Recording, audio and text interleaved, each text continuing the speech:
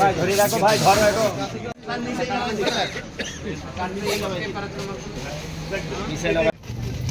এমনি নিয়ে গেল ওরা ফেলবে।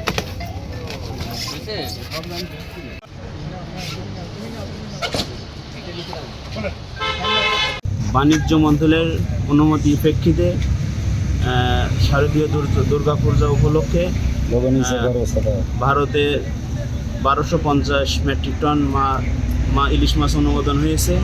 তারই প্রেক্ষিতে প্রথম চালান ভারতে রপ্তানি হচ্ছে। আমাদের স্বর্ণালী এন্টারপ্রাইজ 40 টন অনুমোদন পাইছে। তার ভিতরে আমরা 4 মেট্রিক টন আজকে ভারতে কিছুক্ষণের মধ্যেই দিতে সক্ষম হবে ইনশাল্লাহ।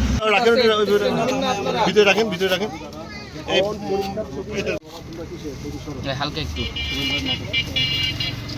এটা একটু ডাউন। যারা নিয়েছে এই সপ্তাহে এত লাগে না রে ভাই, সাংবাদিক 50 জন কিন্তু দাঁড়াতে পারে 10 একদম মানে জাস্ট আর না লাগবে না, শেষ মাথায় লাগে না জানো। Okay thank you. এটা কাজে গাড়ি সাইফুল আপনাদের আরে এটা উঁচু করো, আরে বোকা ছেলে পারে। হ্যাঁ এবার ধরো, হ্যাঁ ওই তো ধরো।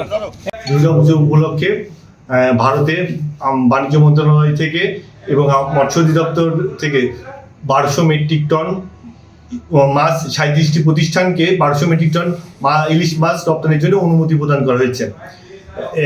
আজকে ইতিমধ্যে আমাদের কাছে 6টি প্রতিষ্ঠান 37.46 মেট্রিক টন মাছ রপ্তানির জন্য আবেদন করছে। আমরা তাদের অল্টারনেটিভ এবং অন্যান্য পরীক্ষা প্রদান শেষে স্বাস্থ্য সনদ প্রদান করছি এবং তাদেরকে মাছ রপ্তানি করার জন্য অনুমতি প্রদান করছি।